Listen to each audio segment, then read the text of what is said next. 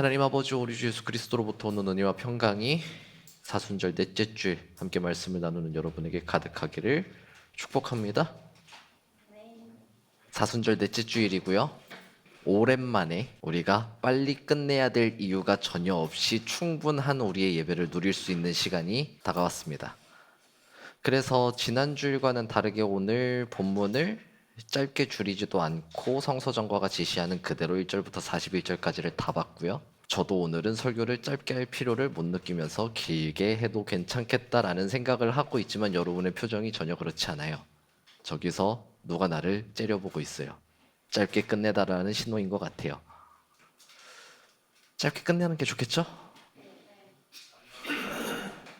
오늘 우리가 마주한 이야기 가운데에 한 등장인물이 있습니다. 태어날 때부터 눈이 멀었던 사람이라고 소개되는 인물이죠.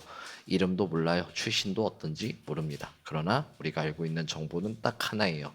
태어날 때부터 눈이 멀었던 자였다 하는 거죠. 예수님께서 제자들과 함께 길을 가시는 중에 이 사람을 만납니다. 그리고 그 모습을 바라본 제자들이 예수님께 질문해요. 랍비여, 이 사람이 맹인으로 난 것이 누구의 죄 때문입니까?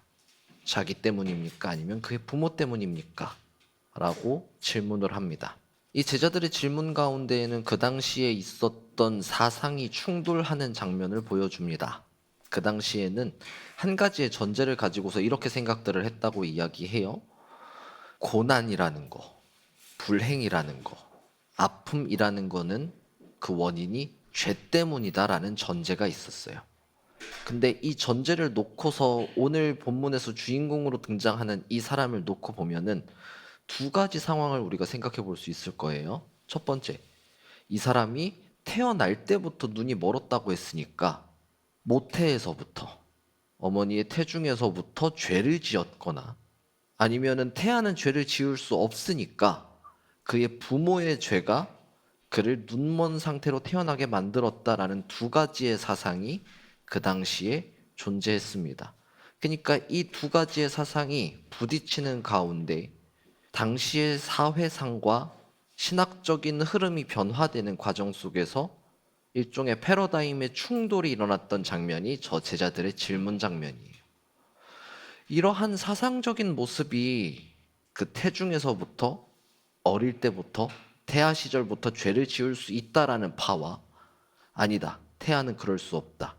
그러니까 부모의 죄 때문이다라는 파. 이 두 가지의 사상이 단순히 사상적인 측면에서만 가지고 있었던 게 아니라 성경적인 근거도 있고 랍비의 해석도 각각 다 존재합니다. 그거를 일일이 다 얘기하면은 설교가 계속 길어질 테니까 성경에서 나오는 이야기만 볼게요. 출애굽기 20장 그리고 신명기 5장에 등장하는 십계명에서 보면은 하나님께서 죄 있는 자들을 벌하실 때 단순히 그 죄를 지은 사람만 벌하는 게 아니라 밑으로 3, 4대까지에 걸쳐서 죄를 갚는다라는 표현이 등장합니다.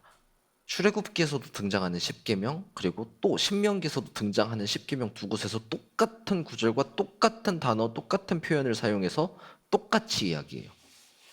그러니까 제가 죄를 지었어요, 만약에.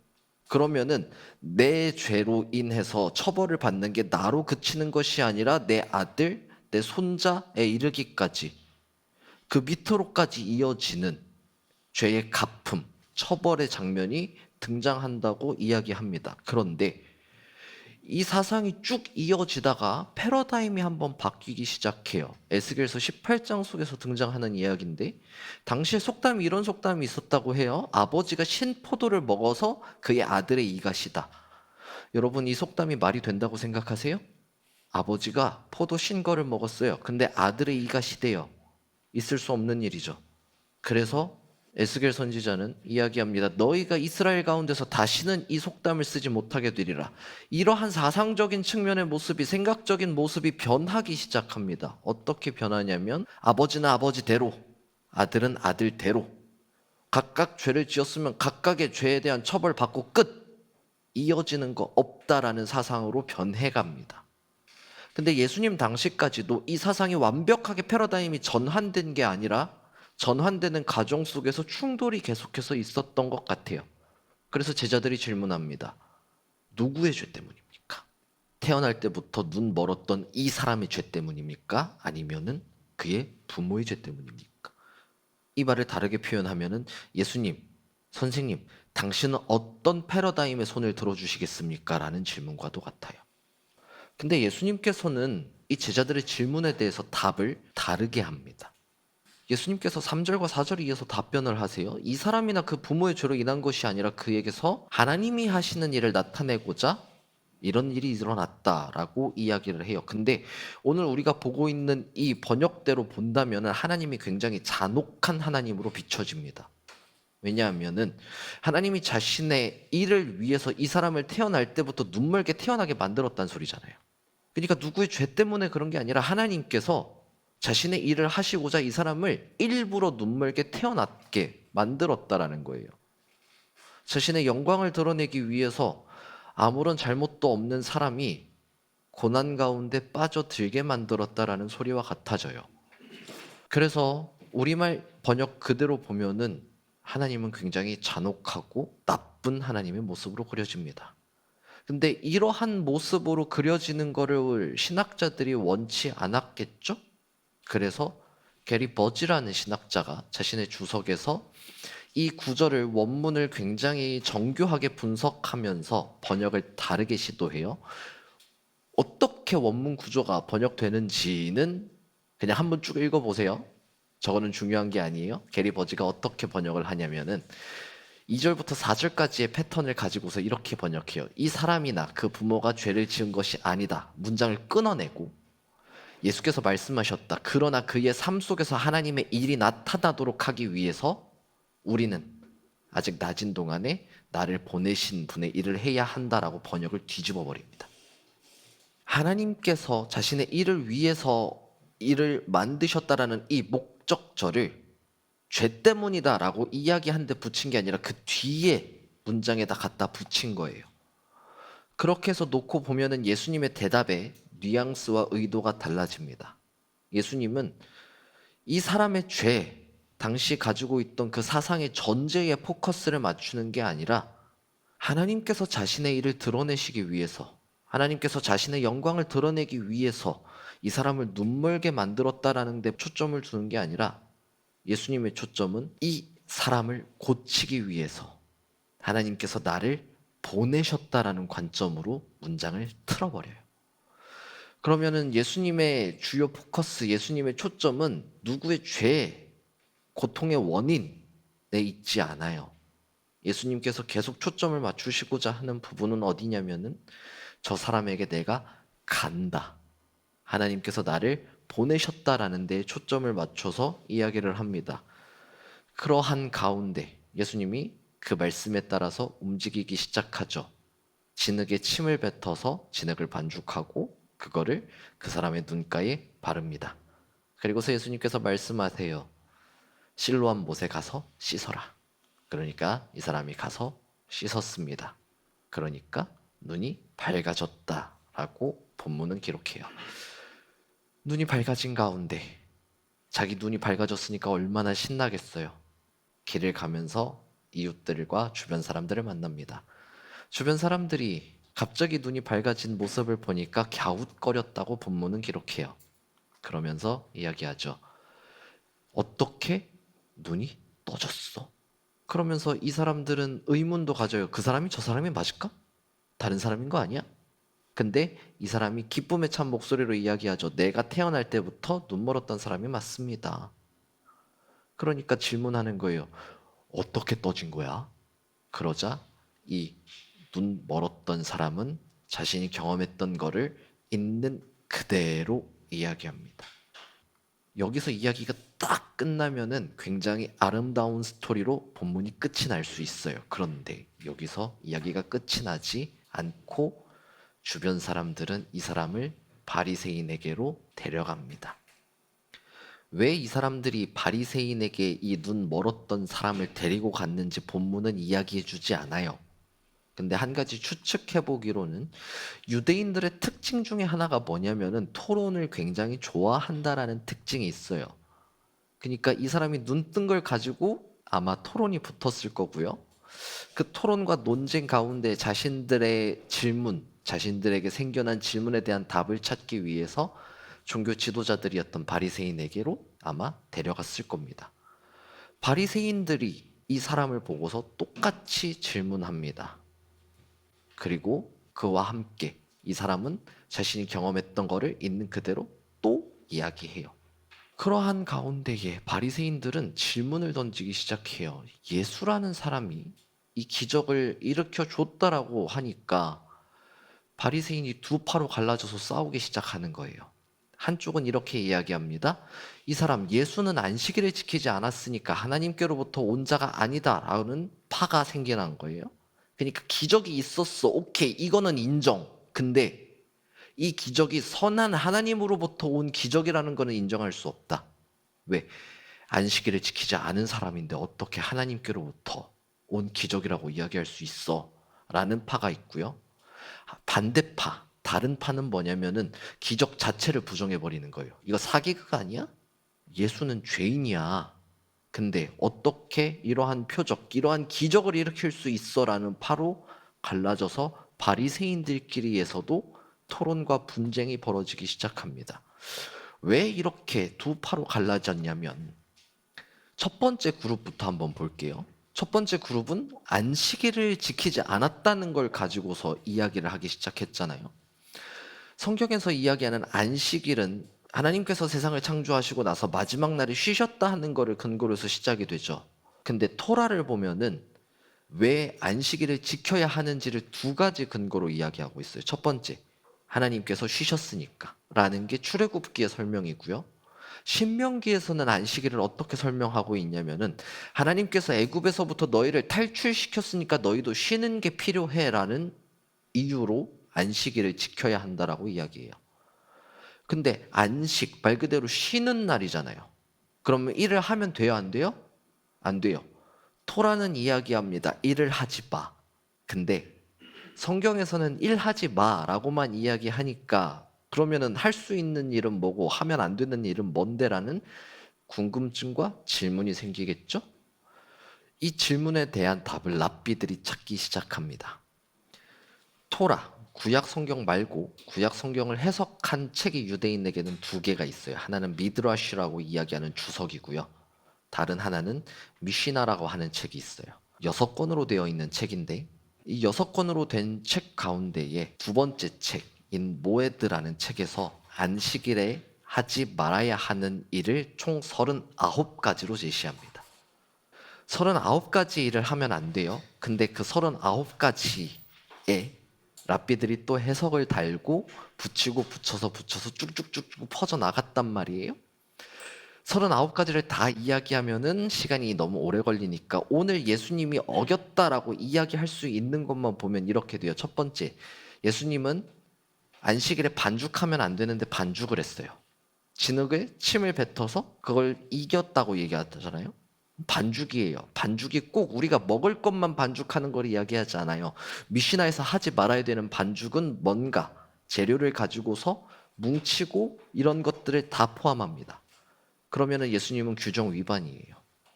두 번째, 이거를 펴바르면 안 돼요. 미시나에서 1차적으로 이야기하는 펴바른다라는 건 뭐냐면은 가죽을 매끄럽게 하기 위해서 무언가를 펴바르는 것들을 의미합니다. 근데 여기서 파생돼서 어떤 액체나 진료를 어딘가에 바르는 모든 것을 다 포함해요. 이거를 안식일에 해서는 안 돼요. 근데 예수님은 진흙 반죽한 거를 그 사람의 눈에 발랐어요. 펴발랐어요. 그러면 예수님은 안식일을 어긴 거예요. 세 번째, 안식일에는 사람을 고치면 안 돼요. 근데 고칠 수 있는 상황이 딱 하나 있어요. 죽기 직전일 때. 근데 예수님은 고쳤단 말이에요. 근데 이 사람이 눈이 멀었다고 해서 죽기 직전이에요? 아니에요. 태어날 때부터 장성할 때까지 눈먼 상태로 잘 살아왔어요. 목숨이 위태로운 상황은 아니에요. 근데 예수님이 고쳤단 말이에요. 그럼 이것도 안식일 위반이에요. 안식일 규정을 규정대로 지키지 않았고 예수님은 다 어기면서 이를 버렸으니까 이걸 과연 하나님으로부터 나온 기적이 맞을까라고 바리새인들은 당연히 생각할 수밖에 없어요. 그들에게 안식일을 지키는 건 무엇보다 소중한 일이었으니까요. 한쪽 파가 이랬다면은 다른 파는 뭐였어요? 예수님이 죄인이다라는 파예요. 왜 예수님을 죄인이라고 생각을 했냐면은 우리가 아까 사도신경을 고백하면서 이렇게 고백했어요. 성령으로 잉태되어 동정녀 마리아의 몸에서 나셨다고요. 근데 이거는 믿음을 가지고 있는 우리에게나 해당하는 이야기고요. 이 믿음이 없는 자들에게 이 고백은 아무런 의미가 없어요. 예수는 사생아에 불과해요. 바리새인의 입장에서 보면은요, 예수는 사생아예요. 근데 이 당시에 사생아는 저주받은 죄인입니다. 그러니까 당연히 예수님은 뭐예요? 죄인이에요. 아버지가 누군지도 모르는 한 사람에 불과하니까요. 그러니까 그 죄인이 어떻게 하나님의 일을, 하나님의 기적을 보일 수 있느냐 하는 게 다른 파의 입장이었던 거예요. 이 둘이 부딪히는 가운데 어쨌든 바리새파, 이 바리새인들은 종교 지도자로서 자신에게 던져졌던 이 질문을 해결해 줘야 되잖아요. 그러니까 계속해서 또 질문합니다. 처음에는 다시금 그 눈멀었던 사람에게 질문하고 여기서 해결이 안 되니까 부모를 불러서 해결해 보려고 물어보고 거기서도 해결이 안 되니까 또다시 이 눈멀었던 사람을 불러다가 질문해요. 근데 눈멀었던 사람의 대답도 그렇고 그의 부모도 그렇고 그들은 어떠한 가감 없이 자신이 경험하고 겪었던 걸 있는 그대로 얘기해 줬어요. 근데 바리새인들은 받아들이지를 못합니다. 자신들이 알고 있는 생각, 아무리 파가 갈라졌다고 해도 분쟁이 있다 그래도 자신들이 알고 있는 사실들, 자신이 경험해 왔던 것들과 위배되는 이런 것들을 견디지 못하고서 바리새인은 계속해서 질문하고 자신들이 원하는 답이 나올 때까지 질문을 하는 것 같아요. 그럼에도 이 사람들은 답을 찾지 못합니다. 눈멀었던 사람을 불러다가 질문한 게 이거잖아요. 우리는 이 사람이 죄인인 줄 알아. 얘 죄인이잖아. 예수 죄인이잖아. 근데 어떻게 이런 일이 있을 수 있어? 야, 사실대로 얘기해봐. 우리 앞에서 거짓말 안 보태도 돼. 그냥 있는 그대로 얘기해봐. 이렇게 해도 다 안 되니까 그에게 욕하면서 이야기하는 거예요. 야, 우리 모세의 제자야. 저 예수라는 작자는 어디서부터 온지도 모르고 출신이 어딘지도 모르는데 우리는 모세의 제자들이라고. 그런 우리가 납득이 안 된다니까? 납득시켜 보든가 아니면은 내가 원하는 대답을 해주던가 하는 반응을 계속 보이는 거예요. 그래도 해결이 안 되니까 뭐예요? 이씨, 너도 죄인이네? 야, 니까짓게 나를 가르쳐? 하면서 쫓아내는 모습까지 나아갔던 게 바리새인의 모습이죠. 이 쫓겨난 사람, 눈멀었던 사람은 이 사람들 앞에서 얼마나 억울했을까요? 자기는 분명히 있는 그대로 얘기했어요. 경험한 대로 얘기했고 예수라는 사람이 진흙을 내 눈에 발라줬고 실로암 가서 씻어라. 씻으면 눈이 보인대. 그래서 가서 씻었다고 있는 그대로 얘기했는데 그 얘기를 한 결과가 뭐예요? 쫓겨났다는 거예요. 그 쫓겨났다는 사실을 들은 예수께서는 그 사람에게 가시죠. 가셔서 그를 위로하세요. 그 위로하는 가운데 이 눈멀었던 사람은 예수 앞에 엎드려 경배했다라고 이야기합니다. 그러면서 예수님께서는 그를 위로하는 가운데에 39절에서 이렇게 이야기해요. 내가 심판하러 이 세상에 왔으니 보지 못하는 자들은 보게 되고 보는 자들은 맹인이 되게 하려 함이라. 이 말씀을 보면 일종의 역전 현상이 일어난다라고 이야기합니다. 근데 여기서 한 가지 우리가 생각해 봐야 될 부분이 있어요. 보다라는 동사는 타동사예요. 타동사는 뭐가 필요해요? 목적어가 필요해요. 근데 예수님의 말씀 가운데는 목적어가 없어요. 그럼 예수님께서 생략한 목적어가 뭘까요? 오늘 요한복음 9장 전체를 봤을 때 예수님께서 생략한 이 목적어는 아마 자신일 것 같아요. 예수님께서는 오늘 본문 가운데 뭐라고 말씀하셨냐면은 내가 세상의 빛이라고 이야기하셨거든요. 그러면 그 빛을 보지 못했던 자는 즉 예수를 경험하지 못하고 예수를 알지 못하고 그랬던 사람들에게는 예수께서 직접 찾아가셔서 그들에게 자신을 경험시키고 그로 말미암아 보지 못했던 자가 변화되고 치유가 일어나고 그러한 가운데 예수 곧 세상의 빛이신 분이 누군지를 알게 되고 그러한 역사가 일어난다라는 게 39절에서 이야기하는 보지 못한 자들은 보게 된다라는 말입니다. 그러면은 그 반대의 상황, 본 자들은 맹인이 된다. 보지 못한다는 건 어떻게 돼요? 예수를 경험한 사람들에게 하는 이야기예요. 마치 오늘 본문 속에서 등장했던 바리새인들과 마찬가지로. 바리새인들은 분명히 삶을 살아가면서 예수께서 하셨던 이야기들을 들었습니다. 어떤 바리새인들은 아마 예수께서 기적을 베푸실 때 그 자리에 있어서 그 기적을 직접 눈으로 봤을 거예요. 어떤 사람들은 들었을 겁니다. 근데 바리새인들의 특징이 뭐예요? 아무리 보고 아무리 듣고 아무리 경험해도 예수를 인정하지 않아요. 그들이 가지고 있던 신학적인 생각, 그들이 가지고 있던 선입견, 그들이 가지고 있는 그 모든 것으로 인해서 그들은 예수를 받아들이지 않고 오히려 예수를 죽일 궁리만 합니다. 그래서 보는 자는 맹인이 된다. 아무리 보고 아무리 들어도 결국에는 예수를 깨닫지 못한다.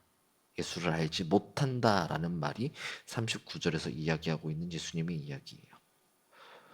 오늘 1절부터 41절까지 요한복음 9장 전체에서 보여주는 메시지가 이것입니다. 그러면 우리가 항상 이 말씀 나눔의 마지막에 어떤 질문을 던지죠?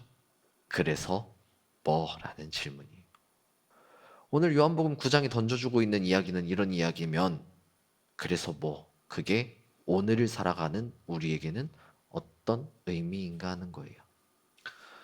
우리가 신앙생활을 특히 우리 교회 청년들을 보면 굉장히 열심히 해요.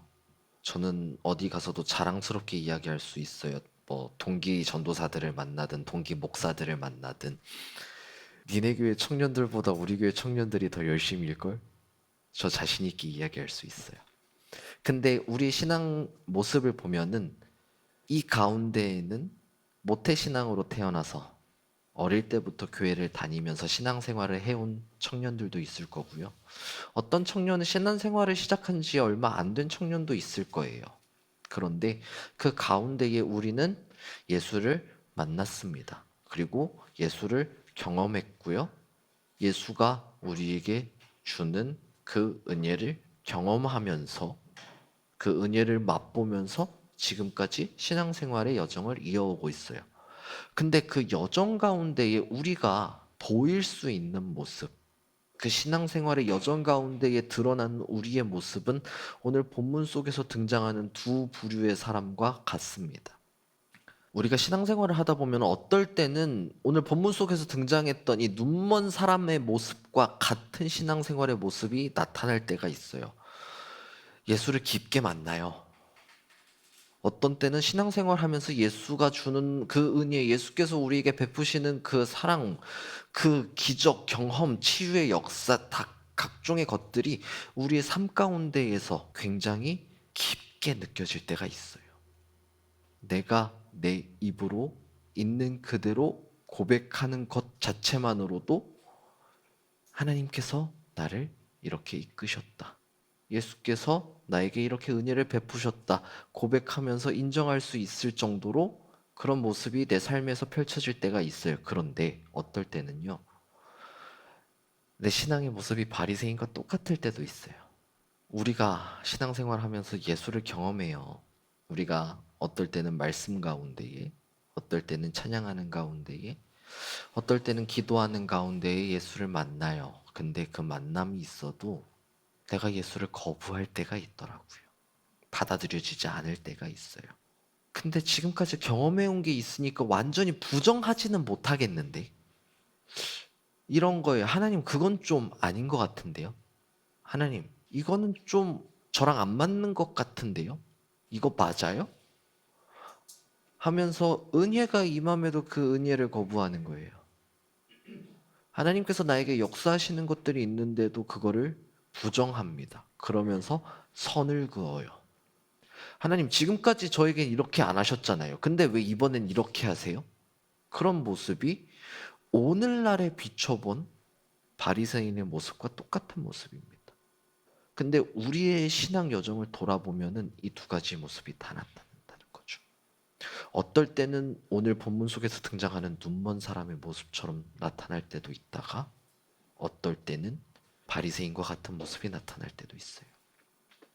사랑하는, 앞으로 더 사랑하고 싶은 새벽이슬 청년 여러분, 오늘 본문이 우리에게 던지는 질문이 그래서 이거예요. 사순절 넷째 주일을 보내고 있는 우리에게 본문은 질문합니다. 너는 지금 어떤 상태니? 하는 질문을 우리에게 던져줍니다. 그래서 뭐라는 그 질문 앞에 본문은 답을 내려주는 게 아니라 우리에게 역으로도 한 번 더 질문해요. 너는 어떤 상태인데? 사순절 넷째 주일이면은 벌써 사순절의 절반이 지나갔습니다. 이제 50%를 넘겼고요. 40 몇 퍼센트 남았어요. 그 가운데에 사순절이라는 기간, 우리가 그리스도의 부활을 맞이하기 위해서 우리의 모습을 준비하는 기간, 그 돌아봄의 기간 가운데 절반이 지난 이 시점에서 한번 우리가 나를 체킹해보자 하는 거예요. 지금 나의 상태가 본문 속에서 지시했던 그 눈먼 사람의 모습.